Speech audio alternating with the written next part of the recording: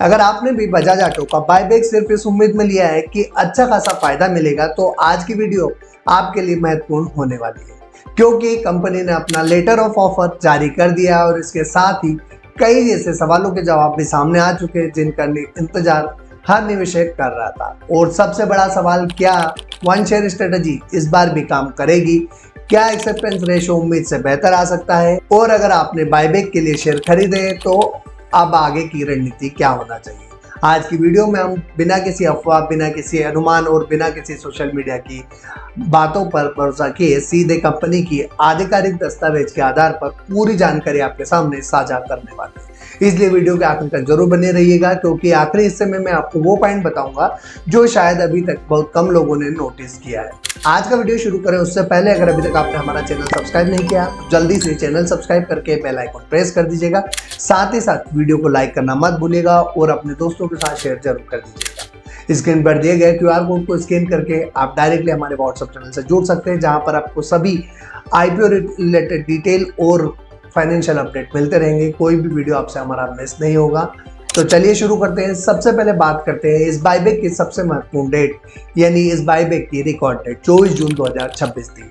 यानी जिन निवेशकों के डीमेट अकाउंट में 24 जून तक बजाज ऑटो के शेयर मौजूद थे वही इस बायबैक में भाग लेने के लिए एलिजिबल है। अब यहाँ एक और दिलचस्प बात सामने आई है कि रिकॉर्ड डेट वाले दिन बजाज ऑटो का शेयर लगभग 9,750 रुपए के आसपास बंद हुआ।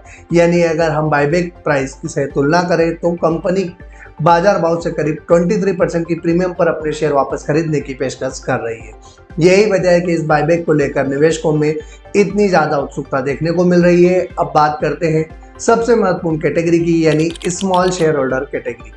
बायबैक रेगुलेशंस के अनुसार जिन निवेशकों के पास रिकॉर्ड डेट पर बजाज ऑटो के शेयर की कुल मार्केट वैल्यू 2 लाख या उससे कम थी, उन्हें रिजर्व कैटेगरी में रखा गया है। सरल भाषा में अगर कहें तो अधिकांश रिटेल इन्वेस्टर इसी कैटेगरी में आते हैं और मुझे पूरा विश्वास है कि आप में से अधिकतर लोगों ने भी बायबैक के लिए इतनी ही होल्डिंग बनाई होगी। अब एक दिलचस्प आंकड़ा सामने आया है। लेटर ऑफ ऑफर के अनुसार रिकॉर्ड डेट पर लगभग 66,000 स्मॉल शेयर होल्डर्स इस बायबैक के लिए एलिजिबल थे। यानी एक तस्वीर काफी हद तक साफ हो चुकी है कि कंपनी के सामने कुल एलिजिबल रिटेल इन्वेस्टर। लेकिन यहाँ से कहानी और भी दिलचस्प हो जाती है, क्योंकि अब बात आती है उस आंकड़े की जिसका इंतजार हर निवेशक करता है, यानी एंटाइटलमेंट रेशो। कंपनी के अनुसार रिजर्व कैटेगरी के लिए एंटाइटलमेंट रेशो लगभग 27.89% रखा गया है, जबकि जनरल कैटेगरी के लिए यही करीब 3.24% है। पहली नज़र में बहुत से लोगों को यह आंकड़ा थोड़ा कम या ज़्यादा लग सकता है, लेकिन यहाँ सबसे जरूरी बात समझने की यह है कि एंटाइटलमेंट रेशो और एक्सेप्टेंस रेशो दोनों एक जैसी चीज़ें नहीं है।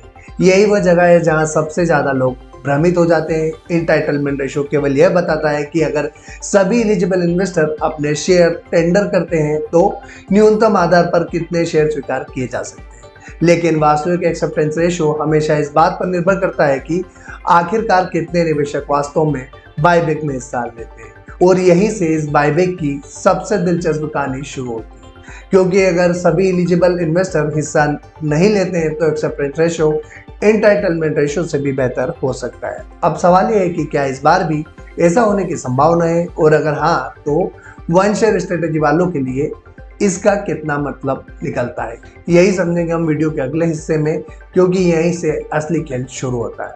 अब आता है वीडियो के सेकेंड पार्ट पर। अब सबसे बड़ा सवाल, क्या इस बार एक्सेप्टेंस रेशो वास्तव में अच्छा आ सकता है? इस सवाल का जवाब समझने के लिए हमें पहले एक छोटी सी बात समझनी होगी। मान लीजिए किसी स्टेडियम में 1000 सीटें हैं और टिकट खरीदने वाले सिर्फ 700 लोग आते हैं, तो क्या होगा? ज्यादातर लोगों को आसानी से सीट मिल जाएगी। बायबैक में भी कुछ ऐसा ही होता है। एंटाइटलमेंट रेशो सिर्फ शुरुआती गणना होती है, लेकिन फाइनल एक्सेप्टेंस रेशो इस बात पर निर्भर करता है कि कितने आखिरकार इन्वेस्टर्स ने टेंडर किया है। यहीं से तस्वीर बदलनी शुरू होती है। हर एलिजिबल शेयर होल्डर बायबैक में हिस्सा नहीं लेता है। कुछ लोग रिकॉर्ड डेट के बाद ही शेयर सेल कर देते हैं, कुछ निवेशकों को प्रक्रिया समझ नहीं आती, कुछ लोग आवेदन ही नहीं करते हैं, और कुछ लोग जानबूझकर बायबैक को छोड़ देते हैं क्योंकि उन्हें बाजार में बेहतर अवसर दिखाई देते हैं। यानी जितने लोग एलिजिबल है जरूरी नहीं कि सब के सब टेंडर भी करें। इसी वजह से कई बार final acceptance ratio entitlement ratio से काफ़ी बेहतर देखने को मिलता है, जो कि हमने हमारे पिछले वीडियो में डिस्कस भी किया था कि हमारा एक्सेप्टेंस रेशियो जो है वो 40 से 50% के आसपास रह सकता है। अब सवाल उठता है कि इस बार क्या उम्मीद की जा सकती है कि अगर मौजूदा आंकड़ों को देखें तो मुझे व्यक्तिगत रूप से ऐसा लगता है कि रिजर्व कैटेगरी में एक्सेप्टेंस रेशियो एंटाइटलमेंट रेशियो से बेहतर रहने की संभावना दिखाई देती है। हालांकि फाइनल रेशियो पूरी तरह से इस बात पर निर्भर करेगा कि आखिर कितने निवेशक टेंडर करते हैं, इसलिए अभी कोई भी निश्चित संख्या बताना सही नहीं होगा। लेकिन इतना जरूर कहा जा सकता है कि शुरुआती आंकड़े पॉजिटिव साइन दे रहे हैं। अब बात करते हैं उस विषय की जिसकी चर्चा सबसे ज्यादा हो रही है, one share strategy. Social media पर आपने भी कई पोस्ट देखी होगी, सिर्फ एक शेयर खरीदो और पूरा बायबैक मिल जाएगा। सुनने में ये बात बहुत आकर्षक लगती है, लेकिन क्या यह पूरी तरह सच है? इसका जवाब है ना पूरी तरह हाँ, ना पूरी तरह ना। आइए इसे आसान भाषा में समझते हैं। अगर किसी निवेशक के पास सिर्फ एक शेयर है तो सिस्टम सबसे पहले उसका एंटाइटलमेंट रेशो कैलकुलेट करता है। कई बार गणित के हिसाब से इसका एंटाइटलमेंट 0 दिखाई देता है और यही देखकर बहुत से लोग घबरा जाते हैं। उनके मन में सवाल आता है कि अगर एंटाइटलमेंट रेशो 0 है तो क्या हमारा शेयर स्वीकार नहीं होगा?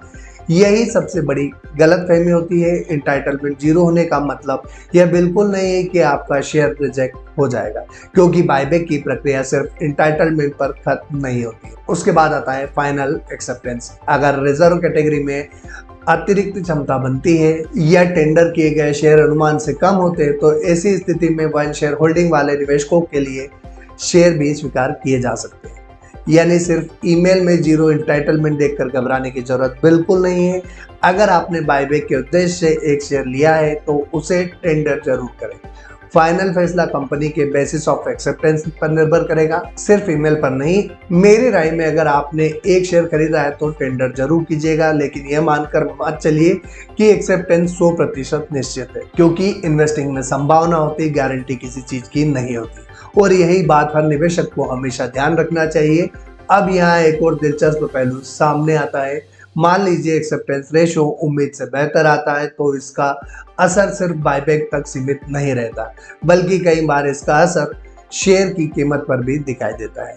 लेकिन ऐसा क्यों होता है, यही सबसे रोचक हिस्सा है और इसी बारे में बात करने अगले भाग में, क्योंकि वहाँ समझेंगे रिकॉर्ड डेट के बाद कई बार शेयर पहले गिरता क्यों है और फिर अचानक तेजी से रिकवर क्यों करता है। यही पूरा खेल समझने के लिए आपकी बायबैक स्ट्रेटेजी पहले से कहीं ज्यादा मजबूत हो जाएगी। अब बात करते हैं इस वीडियो के पार्ट 3। अब सबसे महत्वपूर्ण सवाल, अगर बायबैक इतना अच्छा दिख रहा है तो फिर रिकॉर्ड डेट के बाद शेयर गिरता क्यों? यह सवाल लगभग हर निवेशक के मन में आता है और अगर आपने पहली बार किसी बायबैक में हिस्सा लिया है तो शायद आपको भी थोड़ा अजीब लग रहा होगा। बायबैक की खबर अच्छी है, फिर भी शेयर में कमजोरी क्यों दिखाई दे रही है? दरअसल इसके पीछे एक बहुत ही सामान्य मार्केट बिहेवियर काम करता है। कई निवेशक बायबैक में एलिजिबल होने के लिए रिकॉर्ड डेट तक शेयर खरीदते हैं। जैसे ही रिकॉर्ड डेट निकल जाती है उनमें से कुछ लोग अपनी होल्डिंग सेल कर देते हैं, क्योंकि उनका मानना होता है कि बाद में अगर शेयर थोड़ा नीचे आएगा तो वे फिर से कम कीमत पर शेयर खरीद लेंगे और बायबैक में भी हिस्सा ले पाएंगे। यही वजह है कि कई बार रिकॉर्ड डेट के आसपास सेलिंग प्रेशर देखने को मिलता है, लेकिन कहानी यही खत्म नहीं होती है। असल खेल तो उसके बाद शुरू होता है। अब एक बार सोचिए, अगर मार्केट को यह भरोसा होने लगे कि बायबैक में एक्सेप्टेंस रेशो अच्छा रहने वाला है तो क्या होगा? धीरे धीरे वही निवेशक जिन्होंने पहले सेलिंग की थी फिर से शेयर खरीदने की कोशिश करते हैं। दूसरी तरफ जिन लोगों ने बायबैक के लिए शेयर होल्ड करके रखे हैं वे भी जल्दी बेचने के मूड में नहीं होते। ऐसी स्थिति में मार्केट में उपलब्ध शेयर कम हो जाते हैं और बाइंग इंटरेस्ट बढ़ने लगता है। यही कारण है कि कई बायबैक में हमने देखा है कि शुरुआती गिरावट के बाद शेयर धीरे धीरे रिकवर भी करता है। ध्यान रहे यह कोई निश्चित नियम नहीं है, लेकिन मार्केट में ऐसा पैटर्न कई बार देखने को मिलता है। इसलिए केवल 1-2 दिन की प्राइस मूवमेंट देखकर घबराने की जरूरत नहीं है। अब बात करते हैं एप्लीकेशन कब करना चाहिए। बायबैक विंडो 1 जुलाई से 7 जुलाई तक खुली रहेगी। अगर आप एलिजिबल है तो मेरी सलाह यही रहेगी कि आखिरी दिन का इंतजार बिल्कुल मत कीजिए। कई बार अंतिम दिन सर्वर लोड ज़्यादा होने की वजह से तकनीकी दिक्कतें आ सकती है।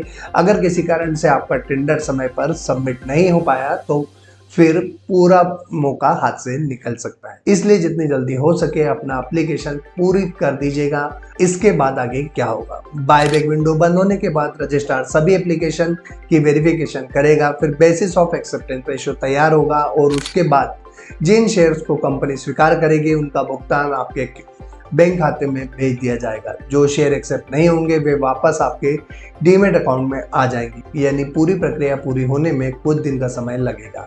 अब सबसे जरूरी बात, इस पूरे बायबैक में आपको किस सोच के साथ आगे बढ़ना चाहिए। अगर आपने सिर्फ बायबैक के लिए एंट्री ली है तो अब मार्केट की हर छोटी बड़ी हलचल देखकर घबराने की जरूरत नहीं है। इस समय सबसे महत्वपूर्ण चीज है पेशेंस, क्योंकि बायबैक का रिजल्ट एक दिन में तय नहीं होता है।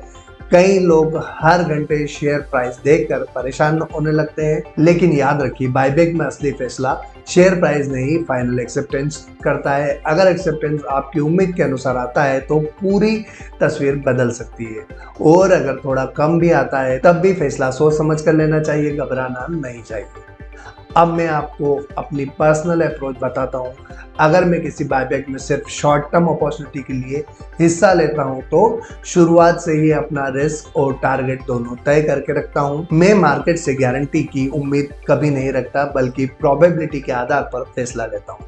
यही तरीका लंबे समय तक सफल रहने में सबसे ज़्यादा मदद करता है, और शायद यही सबसे बड़ा अंतर होता है एक ट्रेडर और एक डिसिप्लिन इन्वेस्टर के बीच।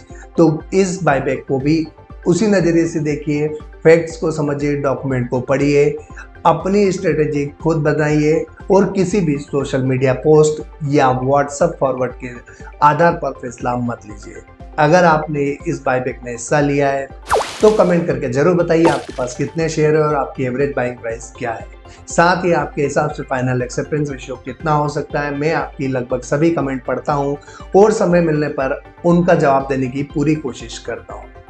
अगर आपको ये वीडियो पसंद आया हो तो लाइक कीजिएगा, अपने दोस्तों के साथ शेयर जरूर कीजिएगा, और अगर अभी तक आपने हमारा चैनल सब्सक्राइब नहीं किया तो जल्दी से चैनल सब्सक्राइब करके बेल आइकॉन प्रेस कर दीजिए। तो आज के लिए इतना ही, फिर मुलाकात होगी एक और कंपनी के आईपीओ रिव्यू और एक और फाइनेंशियल अपडेट के साथ। तब तक के लिए जय हिंद।